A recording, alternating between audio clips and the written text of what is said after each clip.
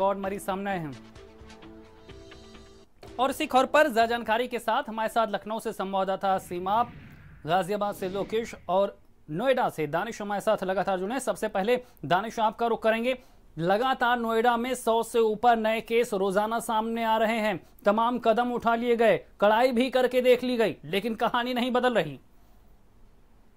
बिल्कुल, देखिए जिस तरीके से अब यहाँ के हालात बने हैं इस पर अब विचार करना पड़ेगा गंभीरता से नोएडा जिला प्रशासन को। आज भी 148 मरीज आए हैं और 300 से ऊपर आंकड़ा पहुंच चुका है, तो आप खुद अंदाजा लगा सकते हैं कि नोएडा के हालात कैसे हैं। जो कड़ाई जो अनलॉक हुआ था उसकी जो शर्तें थी, अगर वो जमीनी स्तर पर पूरी तरीके से फॉलो करा दी जाए तो शायद ये जो संख्या है इसमें कहीं ना कहीं कुछ कमी आएगी। और सबसे बड़ी बात कि जो अब कोरोना पॉजिटिव मरीज मिल रहे हैं उनके जो कांटेक्ट ट्रेसिंग है वो बिल्कुल भी नहीं हो पा रही है, जिससे साफ जाहिर होता है कि कहीं ना कहीं अब बहुत बड़ी लापरवाही हो रही है और हम भी काफी ज्यादा इस वक्त मुश्किलों के दौर से गुजर रहे हैं। तो ऐसे में जिला प्रशासन को अपनी जो पॉलिसी है या अपना एक्शन प्लान है पूरी तरीके से बदलना पड़ेगा। हालांकि रैपिड टेस्ट की जो है शुरुआत करी गई है। आज ही नोएडा के सेक्टर 137 की पारस टेरा सोसाइटी है, वहां पर भी एक रैपिड टेस्ट कराया गया था, कैंप लगाया गया था।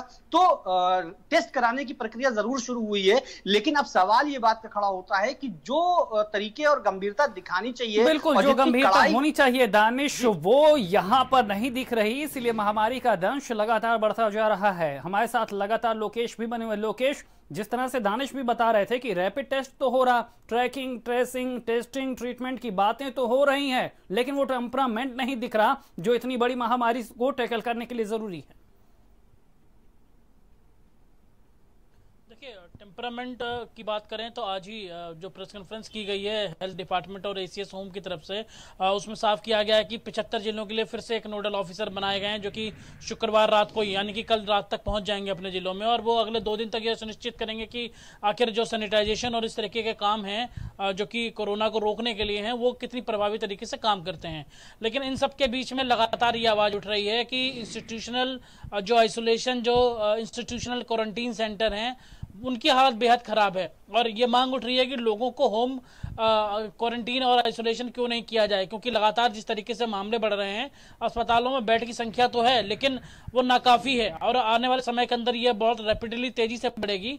तो यहाँ पर एक्शन प्लान अपने डिस्ट्रिक्ट एडमिनिस्ट्रेशन को चेंज करना पड़ेगा, क्योंकि केवल इस बात को लेकर के कहें कि कोरोना के ट्रीटमेंट के लिए केवल जिला प्रशासन आगे आएगा।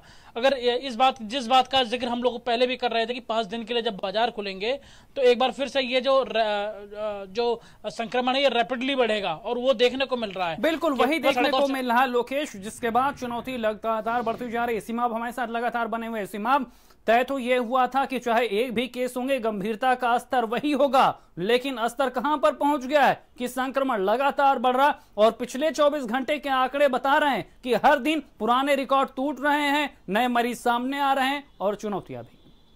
जी बिल्कुल, जिस तरह से कोरोना वायरस के संक्रमण के मरीजों का आंकड़ा बढ़ रहा है उससे साफ जाहिर है कि जो पिछले रिकॉर्ड थे वो लगातार टूटते चले जा रहे हैं।